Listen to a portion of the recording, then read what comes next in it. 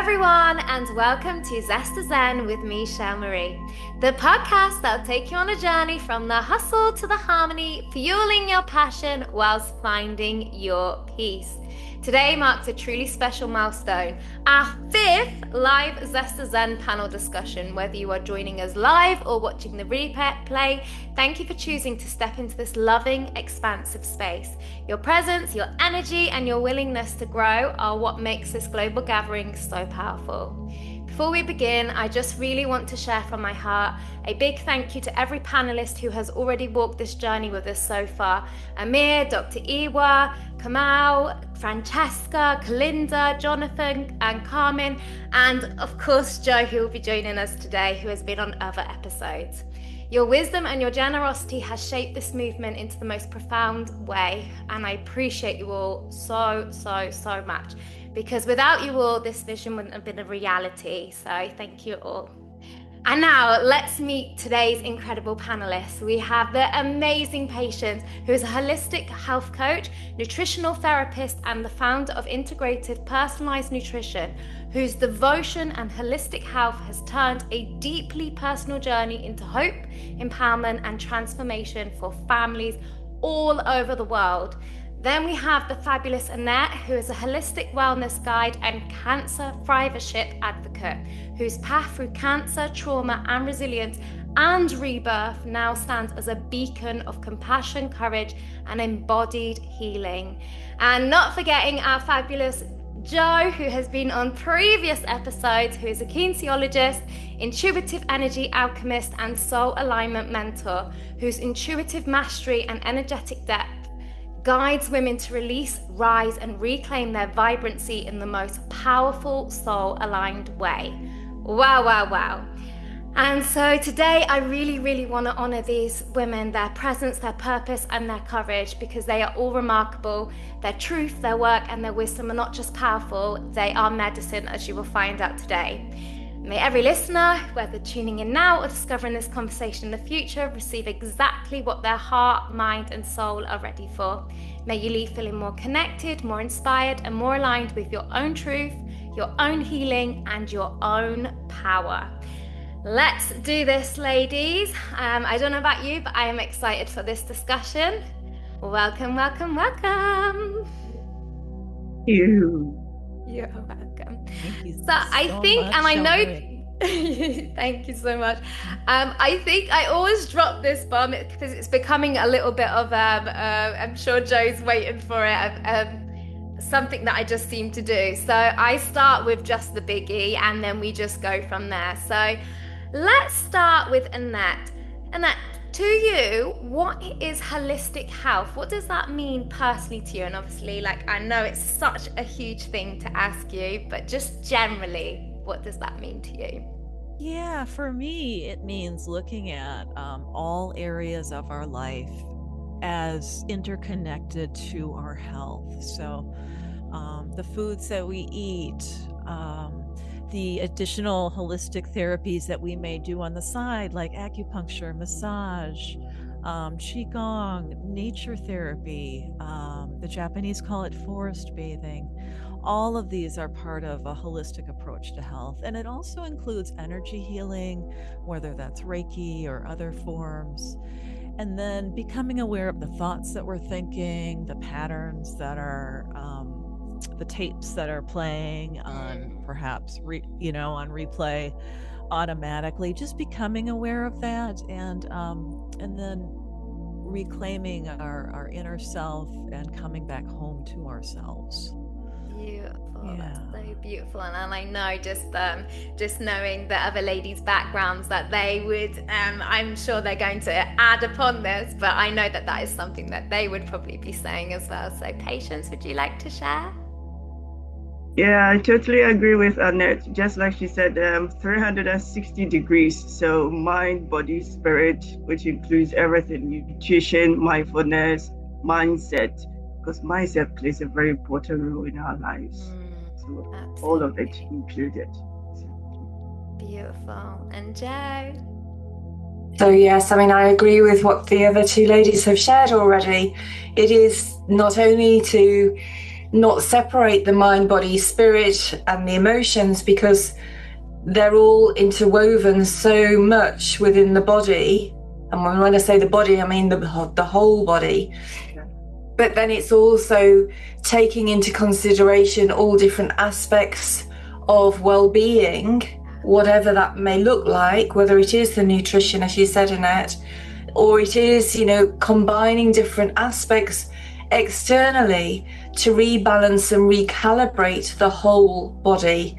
And I think when we look at the whole, that's when we see the greatest results, the healing, the alignment, whatever you want to call it. I think that's when we see the biggest shifts and changes for people returning to themselves, as you both have shared before.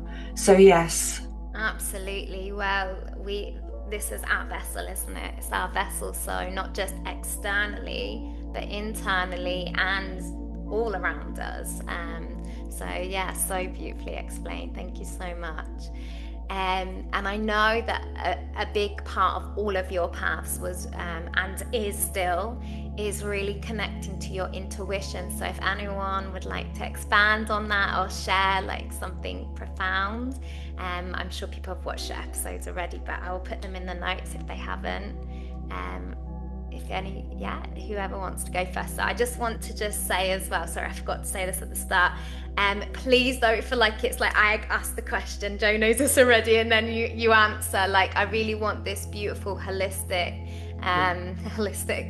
just natural conversation between us. So I don't mind. Oh, sorry, Patience. To go. Go, Joe. Go, Joe. Go, Joe. It's like a cheerleader then.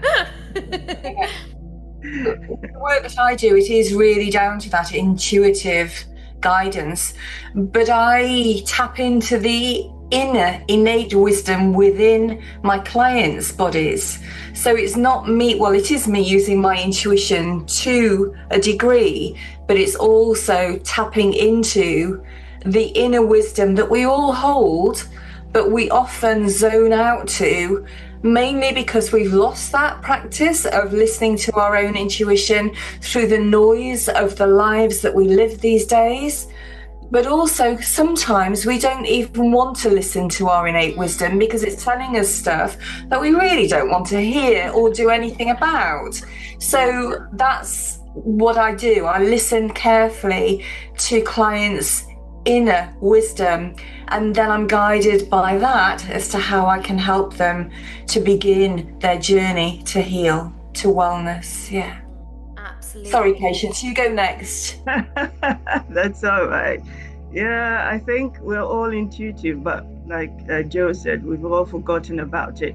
Some of us are still very highly intuitive, but I'll come with a story. So a friend whose son is autistic now. And then she said when she was pregnant, something told her, avoid sugar, eat folate. So she told the doctor, he said, oh, no, you don't need it. All you need is folic acid. And then when she had the son, the thought came back again, don't give him sugar. So she told her friends and said, what do you mean? He's a small boy. Why don't you want to give him sugar? So after she met me, she said, oh, Patience, I had that little small voice telling me what to do, and I just ignored it. I said, yeah, now you go back to it. Whenever you feel that little voice, you've learned not to ignore it. So yeah, you tap into your clients. I know we hear it, but as Joe said, sometimes we just refuse to go with it because of what people are saying. And in the end, sometimes we pay for it. Absolutely, and you just hit on a really big point there, Patience, knowing your story. And I know this has not just happened to you, but I know this was a big part of your story.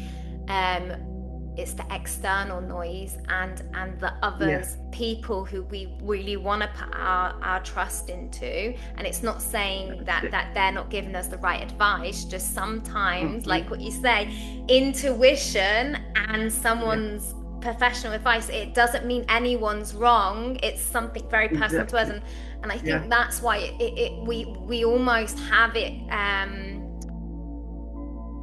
I I don't know how to say it properly, but not taken away from us, but we have to relearn it because there isn't any evidence and it's just an inner knowing. It's almost like, oh, a lot of loud noise of, no, he's a child, or this or this or this. And it takes, I think, a very strong person to be like, no, I feel this. This is something that I'm going to honor. And especially when it's a choice for another person. So like her son, it's not even something where you like, no, I know my body doesn't want this. When you're making it for a child and then you look like the unkind mother or something that's taking something away from a child, because society, rewarding and all that. I think that's a big pressure. So I would love any of your takes on that. So I think it's so important what you've just touched on, Shel, is that listening. You said it takes a strong person to listen to their own intuition, but I think probably what we're all doing here is allowing people to tap back into their own innate inner wisdom, their own intuition, and to trust it more. Because it doesn't mean to say that you don't need external support or guidance or help or medical intervention, but it's about also having that innate inner knowing what feels right for you and what doesn't, and having the confidence to trust it enough to then say, in some instances, no, that doesn't feel right for me. Yeah. What other choices do I have? Because we have become a nation. We surrender everything to the external at the cost of numbing out to our own intuition. And I think that, I'm sure we all here would say that tapping back into your inner wisdom and trusting it, learning to trusting it by testing it sometimes, if you're in the supermarket, what do you really feel like you want to eat today, or what vegetables are you drawn to? Just play around with it, and then you become to be more confident with that intuition. And then when you have bigger life decisions to make or challenges that come our way, then you've got that confidence in your own intuition that you can then be guided by what you need and not by what you're told you need. Absolutely. What about you, Annette? Well, I'd like to share a story. Back when I was in the early days of my cancer journey, I was seeing, standard Western chemotherapy. I was doing that. And then my oncologist suggested, why don't you try acupuncture to help manage the side effects? Because I was very vocal about the side effects. And he referred me to a gal, and she was quite capable. I had no reason to change. And then I learned that they were starting acupuncture at a different building. And I felt this nudge. I needed to go there, and I didn't know why. And so I did. I think I heard the voice for probably a few months, and then I finally pulled the trigger. And then because I did, I made a connection with a woman who connected me with another woman who eventually connected me with a teacher that I did a 2-year medicine wheel training with, who connected me with my counselor and exposed me to the Andean medicine way from the people of South America. And these sacred teachings I never would have found if I wouldn't have listened to that initial nudge to change acupuncturists. Yeah, the path just unfolded because I listened. Absolutely. And I would love your take on this. But when I think about like what Joe expressed and you've just shared so beautifully, these little nudges, okay, even though they make no sense, like to go to another building, I think sometimes why don't we honor them? Obviously, if it's something that's not for our highest good, we need to be questioning that. But often they're just things that make no sense. So it's then look what happened because you listened. I think this is what we really need to think about. It doesn't make sense. I'm too cold. I don't want to go to the park today. But what if you do? what could happen. Like you never know, but there's almost that like sometimes resistance, but then we never know the reason why we're having that urge, because they do seem so random. So I think that's amazing that you just shared that. Thank you. Yeah, and I'd also like to speak to what Joe brought up, our innate healing capacity. Because one of the practitioners I've worked with over the past few years, she guided me in creating my own guided meditation, almost like a self-hypnosis, if you will. And I really think that we have healing capacity. Like when we go see the doctor, it's our body that's healing. Yeah. We're seeing them for their expertise, but our body is doing the work, and the placebo effect is legitimate. So we have to really honor our body's needs and its wishes when we're on our healing path. Yeah, we need to turn that dial up. I think that's really powerful in that, especially in your particular instance, because when we think of the I am or things that are told to us, and again, I don't believe that someone is saying it for, you know, for putting us into that mode of believing that's all that's destined for us. But if you truly believed the statistics and things linked to cancer, it could have been a very different story. We don't know. Whereas you really held your ground and your strength, and you believed in something more for yourself. And I know that's easier said than done. Like I can't even comprehend, especially you did that during COVID as well. But I just think with people really hearing that and knowing your journey and your story and what you've created now, I just think, and even for you patients with your child, like it's really powerful when you still hold that belief that you are something much more greater than the statistics. And I think that's powerful in itself. That and people can say delusional. Who cares if we're going to seem delusional in the sense of getting something even better enter into our life?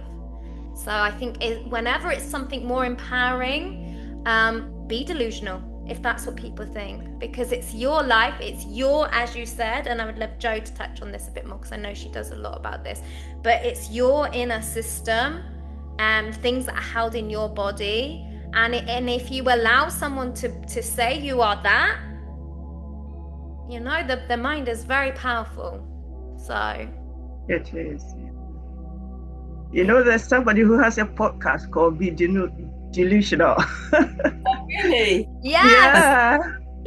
And the amount of times I've always been told I'm delusional, podcast.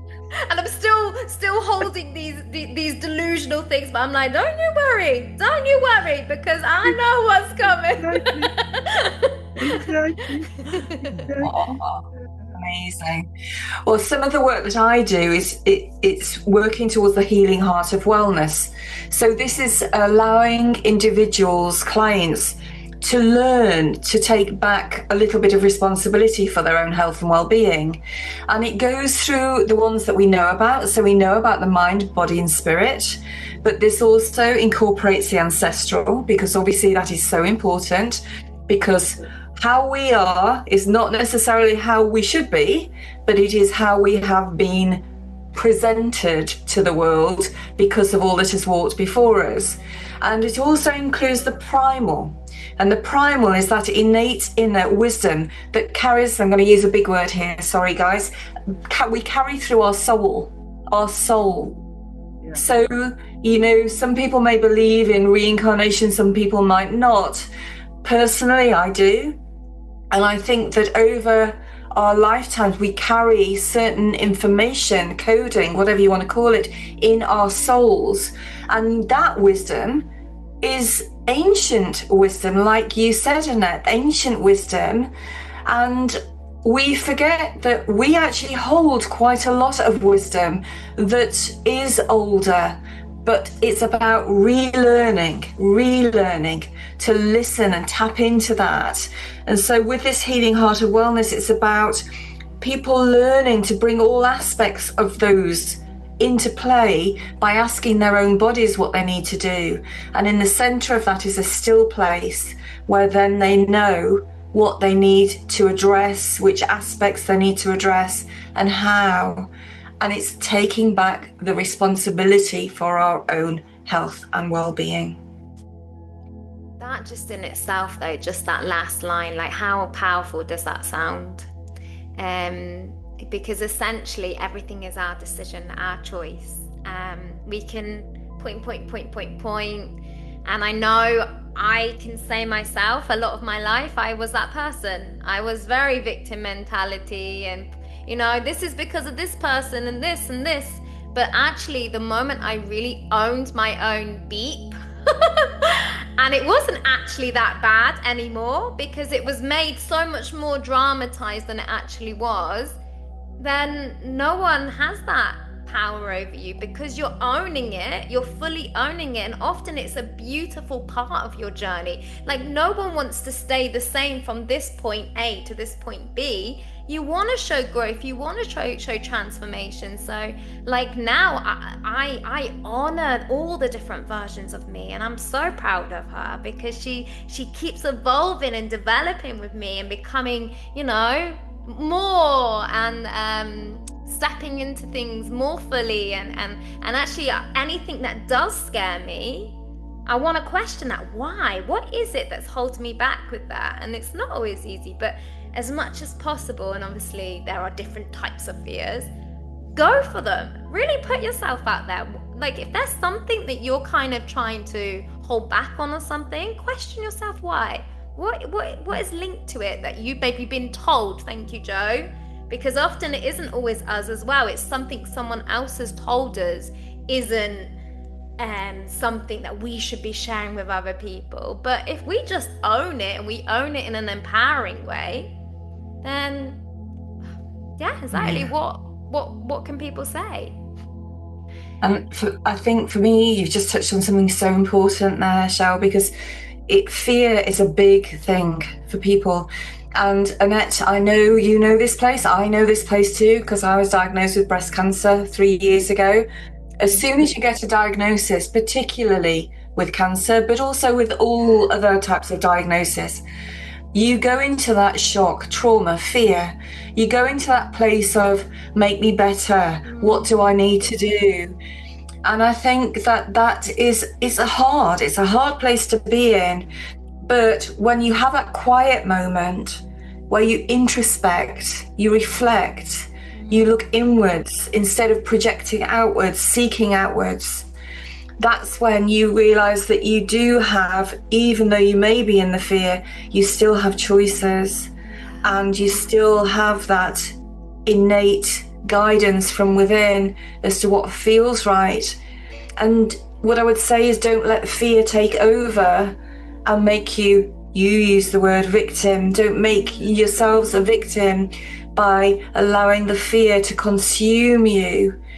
Be aware of it, like you said, be aware of it, but also just do what you need to do, because you are the person going through it. You are the person as an individual, a unique individual going through, and you matter.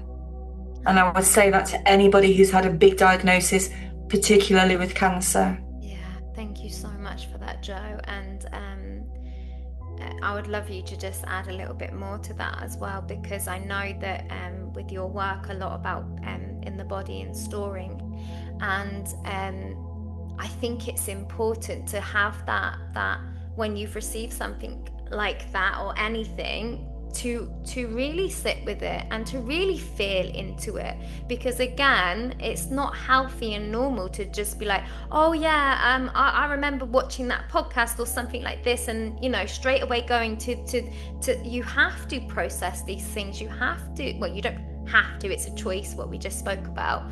But what I've learned as well is and obviously like when I say it, mine was very much mental health. Like it wasn't, cancer or something. I'll openly admit that. And I'm sure, everything is down to the individual and not a comparison anyway. But I know I can't even comprehend what you both went through with cancer. But one thing I really knew that I used to do was, as soon as I kind of started learning about the mind and being in a high vibration and things like this, is I realized I was really jumping over the feelings and the emotions, going straight to what this talk had said or something of, say I am, you got to be really high vibrational, you got to get back into that really good high mindset, otherwise more chaos is going to come to your life.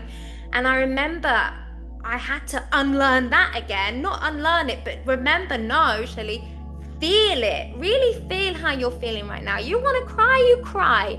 You want to be, you want to go and do some boxing or something, do it. And I think, I just feel like it's something really important that we should address, because we listen to these incredible motivational speakers, and it's not that they haven't represented the story or the journey in the highest light.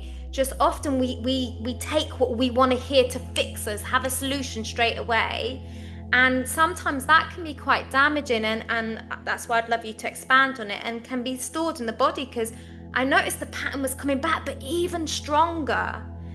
Whereas when I really, even for an hour or a day sometimes, sat with it, really went into those emotions, I then felt like I was able to release them and be like, okay, come on now, enough's enough. What are you going to do? What's the solution?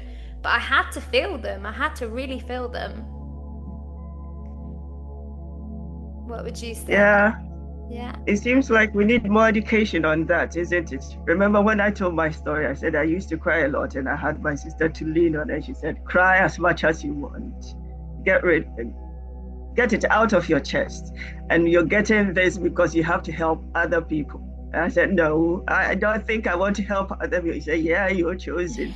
So get used to it. So like you said, when you sit with it, that's when you say, okay, I'm stronger than what I used to be. I've learned so much. I've become a better person, blah, blah, blah. But it's learning to sit with it and to accept that it's for a reason.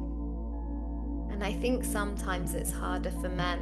I think men very much from a young age, little boys in particular, which really we need to be very mindful of the words we are using around little boys, boys don't cry, man up, all these different words that seem so harmless, but they really, there's a lot of men now that are really doing the heavy work of unlearning and really learning how to express themselves again and not feel then, unmasculine or all this, because I think again, like, the definitions have been placed, but who created them? Who said that that's what masculine energy is?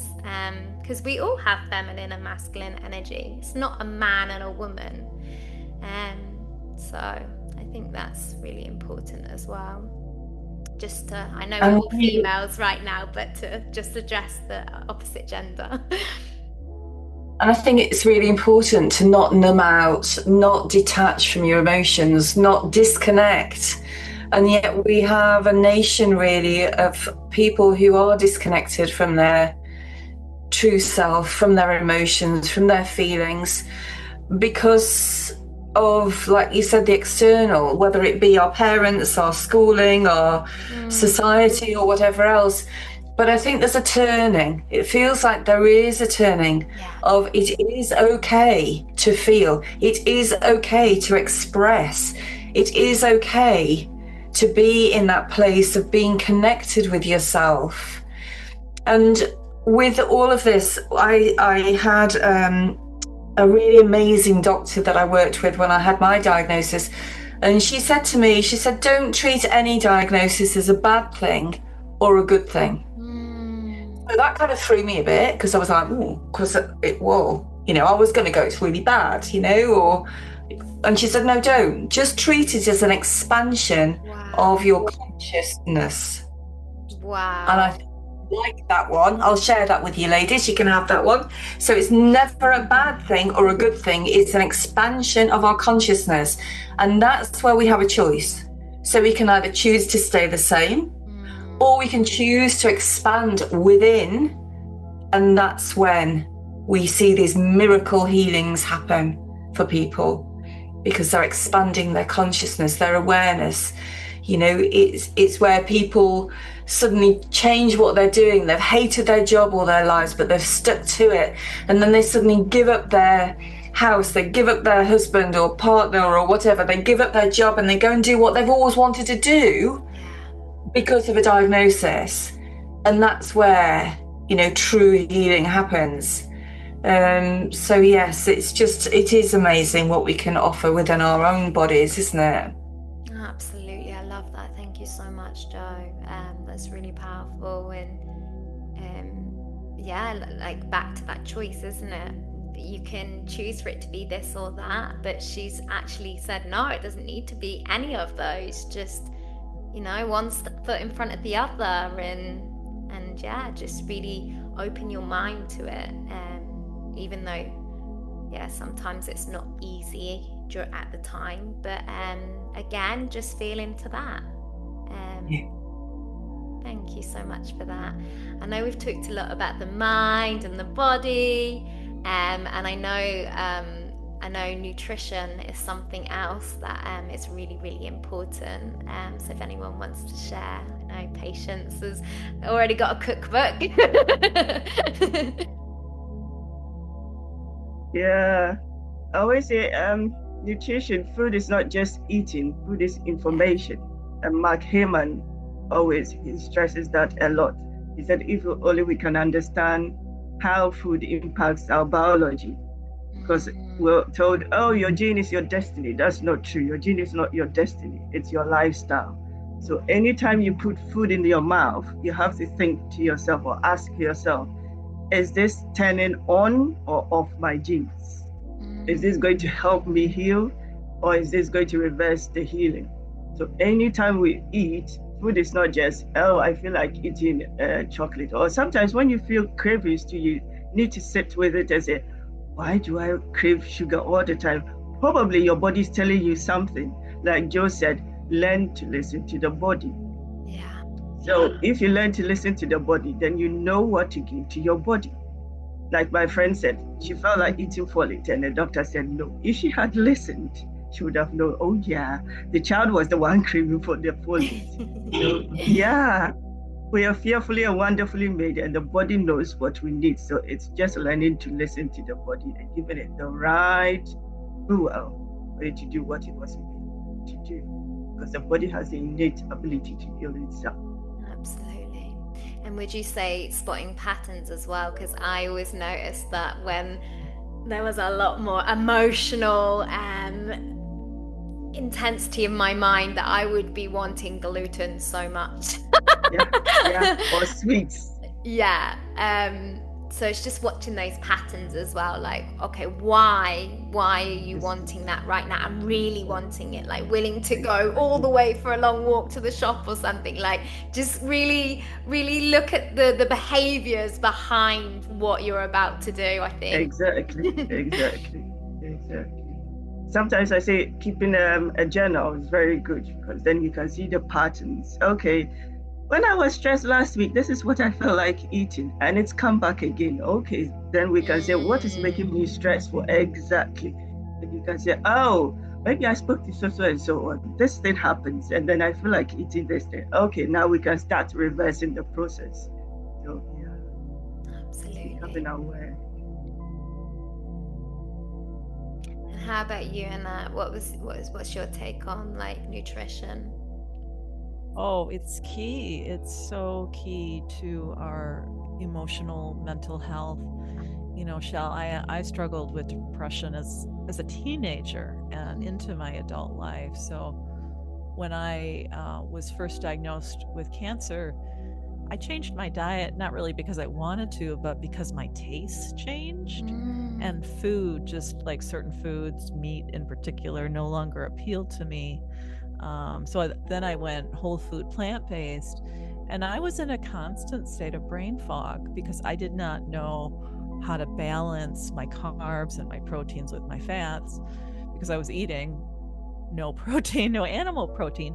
It wasn't until I started to add humanely harvested salmon or tuna to my salads, where immediately, like, I was finally able to read the book How to Starve Cancer that had been on my end table that I didn't have the capacity to even process because I was in such a state of brain fog. So nutrition really is important, and we need to make sure we're getting the right kind of protein, the right kind of fat, the right kind of carbs, and eating in a way that works for us, because our bodies are all different. Yeah. And I've also had to go off the gluten, which has been really sad. Yeah. Well, mine's dairy and gluten, and I can tell you, for a long time, I was like, why is this world doing this to me? And I really was feeling sorry for myself, and, you know, everything was like, you know, my punishment. And, but now, you know, like, I can make exactly what I want to eat. I can have a lasagna, I can have whatever I want, because and I think this is really key, I had the belief that I could no longer have these foods. I could no longer have this, when actually I created that belief, and I didn't have the capacity then, like, if you like, to find a creative solution. No, okay, I love that kind of, because it's more the texture sometimes, the creaminess. Yeah. I'd miss the creaminess, and I can create it all now. And if anything, obviously I've not had dairy for a long time, so I'm probably so sure someone having a real ice cream compared to like a dairy-free one would disagree. But I think it tastes just as nice to me now. Yes. Because you learn to get different taste buds, isn't it? Once you understand what the food you're eating is doing to your body. Right. Yeah, it does. And then, like Annette said, it's personalization. So it's not a one size fits all. What will help one will not help the other person. Right. Absolutely. Have to incorporate all that. And I think another thing that we just touched on is sometimes we have to take things out, and sometimes we have to put things in, say for pregnancy or for an illness or something, and sometimes that isn't always aligned with our moral compass. But like what you said, Annette, not saying that was your moral compass, but you didn't even have the brain power to read that book, and like that was something really important to you. So in you not only finding a solution but investigating it, and then you were able to, you know, find out what was causing the brain fog. But again, like, we can't always just go to someone and someone tell us that answer. Often we have to trust again our intuition. So, and it was like I had to really struggle on my own for a while, and then when I did finally meet with a nutritionist, you know, I knew as soon as the conversation started, oh yeah,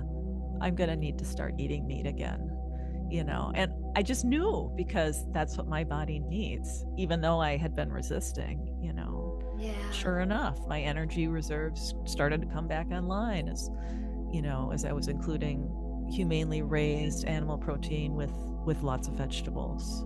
Yeah. I can imagine that wasn't straight away an easy decision for you as well, but Right. No, it wasn't. yeah. Thank you. So I know that a big thing, just because I know it's not just food, but we talked about nutrition. I know that a big thing that you focus on, Patience, is navigating nutrition on a budget, because I think often, and actually I can only speak for the UK now, so sorry anyone that's not in the UK right now, but I would love Joe and Patience take on this. After traveling and being kind of out of the UK for probably nearly 7 years for a big duration, I am really impressed with the supermarkets, because before there was not really anything I could eat. I was, like what I was saying, feeling sorry for myself.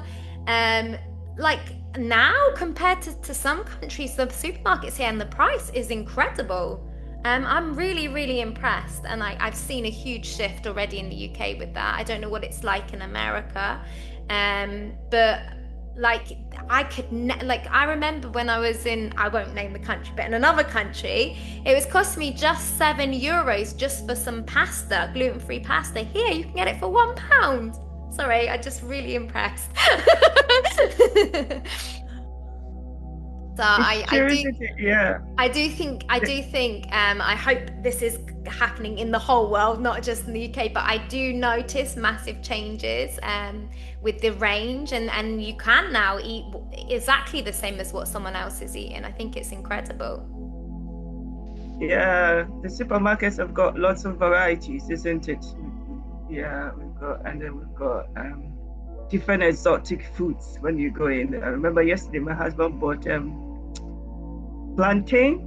It looks like banana, the unripe one. I was thinking, wow, from a supermarket. Yeah, normally you had to go to the African shops to get them, but now it's in the supermarket. So we've got a variety of amazing to cook with. But I know something you really spoke about, patience, is obviously, because this is global, in those countries where they don't have maybe that luxury. I know you do a big thing, and you have a cookbook, don't you, about how you can still eat nutritiously but on a budget, and I think that's really important. Yeah, because mostly we've got, I wouldn't say it's a myth, but it's our belief system that healthy eating is very expensive. So that's the myth I want to bust, especially for mothers, because if we're going to heal the brain, we need the right food. Yeah. So for example, if you go out and buy takeaways, you can spend £40 on it. Maybe for a family of 5, that's what we are now, a family of 5. And then you can use that same £40 to buy vegetables, to buy your meat if you eat meat like chicken, and then do soups. We're in winter now, so in winter in Ayurveda or the TCM, it's soups, it's stews, it's broth. And you can do a stew, you can do a soup that will last you for the week, and then you can add your pasta, or you can add your yam or your plantain to last you for the week. Yeah. So healthy eating shouldn't be that expensive. So that's what I'm aiming to do now. It's saying we can eat on a budget. I've been there. You can do it. You can stretch that money, and then you can eat healthy, last you for the week. And it's all about the planning and knowing what to do. Absolutely. I think more than that, though, what you touched on at the start is the belief, because we can only often see what we believe. We when we have these strong beliefs in our mind, like they say, often you need to believe before you can see. But I do believe that a little bit, that when you have that more closed mind and you believe, like, even down to just to say, when you hear like, oh, there's no decent men in this country or in this town, and you hear these things people are saying, you're not going to see them because you're so strong in that belief.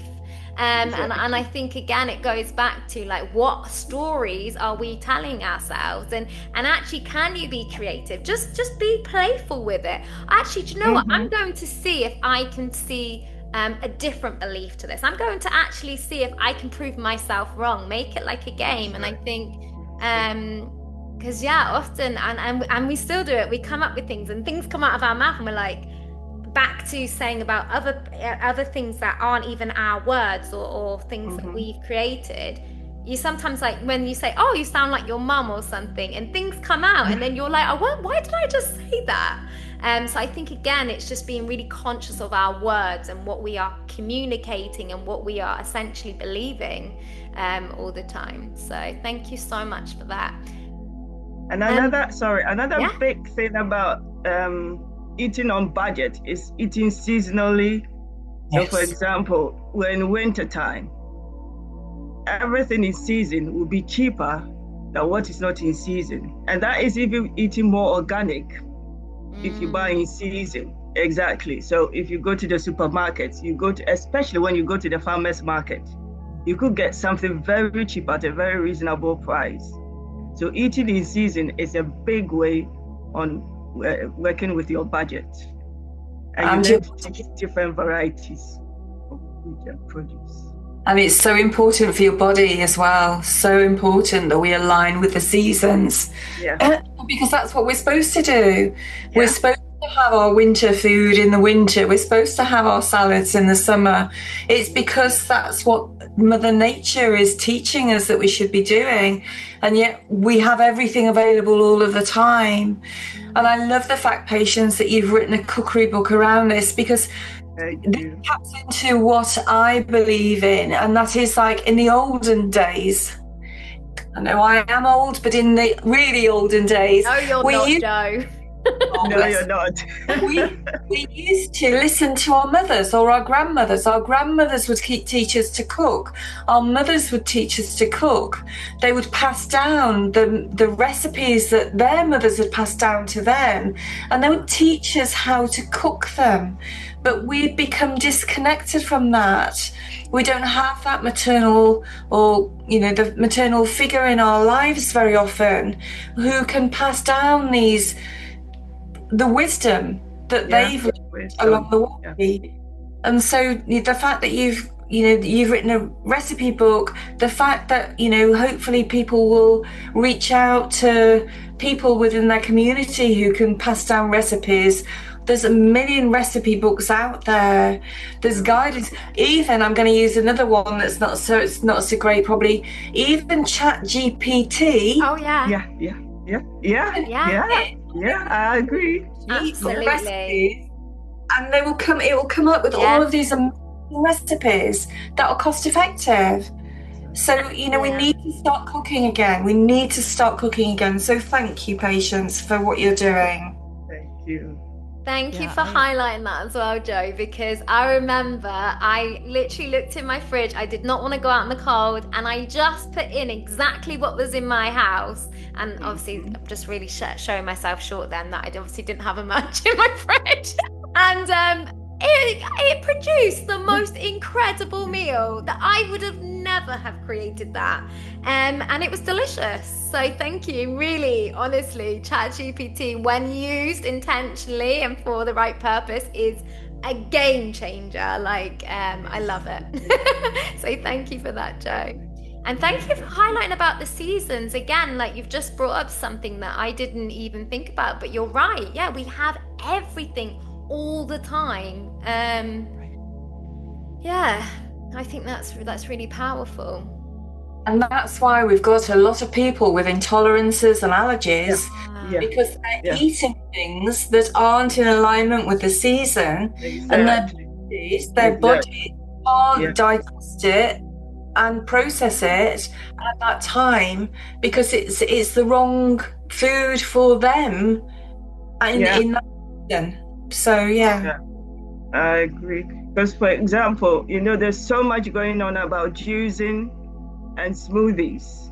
And I keep telling the parents, this is not the season for it because it's cold out there. If the children keep on having these smoothies and these juices, your spleen is very weak when you eat these foods in this winter time, and you end up weakening your immune system, and the children get cold. And I said, but I was doing this, and the child, it's soups, it's broth. This is time to nourish the body. Wow. So you eat the hot foods. So when you go out there, you can stand the cold.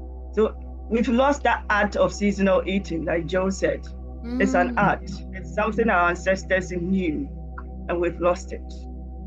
And also, just on the seasons as well, we forget, and particularly at this time of year, we should be, if we listen to Mother Nature, we should be hibernating. We should be falling under our duvets and not coming out again until the spring. We should be stilling, quietening, really starting to reflect on everything that's been in the year. But what do? We race around like headless chickens, preparing for Christmas, with all of the activities, parties, school things that are going on, and we are then at odds with ourselves because our bodies want to go to sleep and we're pushing them to do with a to-do list, and that's when we really do notice people going out of balance and being poorly and struggling with dis-ease. Because our bodies really do, they'd like to sit by the fire and knit. That's what they would like to do. Not everybody, obviously, but or read a book or be still. But we're not. We're like, come on, keep going, and that's when we run out of energy because we're going against what we should be doing. Absolutely. And I guess thinking about it being a global audience as well, like when we're saying that, obviously think about your own country and your own seasons and what's happening around you. And we can only really comment on obviously our own situations, which is right now very cold in winter in the UK. I don't know what it's like in America where you are, Annette, but obviously when I was in the UAE, I didn't want cups of tea. I didn't want warm soup and stews, whereas here now, you want that real warmth. So thank you. I know like we do these things, but when someone really says it, that's when the seed plants, that's when the penny drops. So I really appreciate you mentioning that. Thank you. And I'd also like to highlight, since we're representing a global audience here, to really focus on eating as locally as possible. Because I do feel like part of my shift happened when I made the intention to start shopping at our local cooperative market, where this is when we were living in downtown St. Paul. And the farmer's market is great, but it's one day out of the week. I want to be able to go whatever day I need groceries, right? And I just love going to the local co-op because I know I'm supporting local farms. I know I'm supporting the local community, and I'm supporting humanely raised meat as well. And I really feel passionate about that. And I do feel like my health started to make a change because the food was more nutrient dense. Because I didn't have to travel as far. Thank you for that, Nat. Ladies, it's been an absolute pleasure. I don't want to use up too much more of your time. I'm really enjoying this discussion. I know we do have some people in the audience. Obviously, if anyone wants to ask a question, you are more than welcome. Just unmute, and obviously if you don't, there's no pressure. But I know we have some males in the audience, so if there are any questions that you would particularly like to ask these beautiful ladies, you are more than welcome. But again, there's no pressure.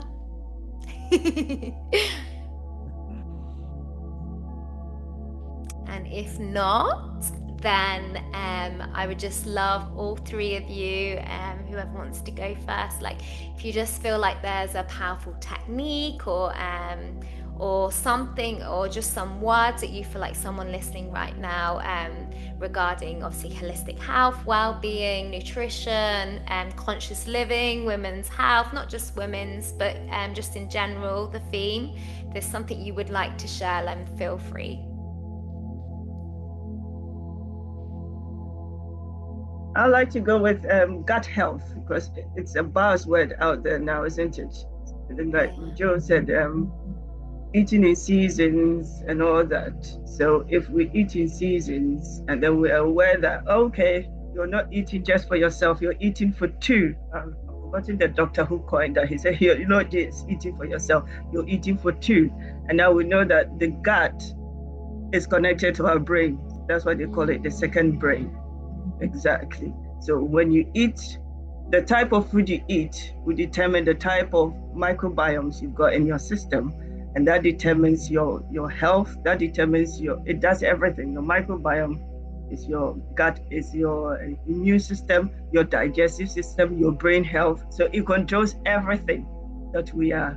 So what you eat really affects your gut health, and your gut health affects your health. So if we can make that connection. Thank you, very powerful.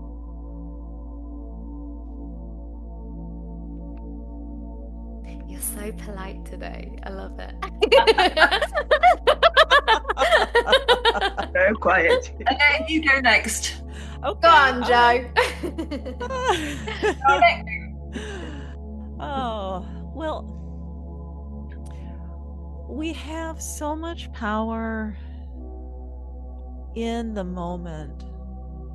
We have to constantly remind ourselves that we have the power where we are, where we're standing, with whatever situation we're facing. We have the power to get through it. And like Joe talked about, it's actually an opportunity to transform. It's not necessarily that the diagnosis is good or bad. It's that chance to transform. And when we can be present with what's coming up and honoring what's coming up, like we talked about earlier, instead of pushing those emotions down, being present with what we're feeling. And we can give the excess to our earth, to planet, to our great mother, planet Earth. We can give those hard, heavy feelings. We can surrender them. We don't have to carry them. So that's what I'd like to offer. Thank you so much, Annette. That's so beautiful. So there's a couple of things that really come to mind at the moment. I heard something the other day that really landed with me, and it was from our yesterdays and beyond. So our past is but a memory. It's a memory.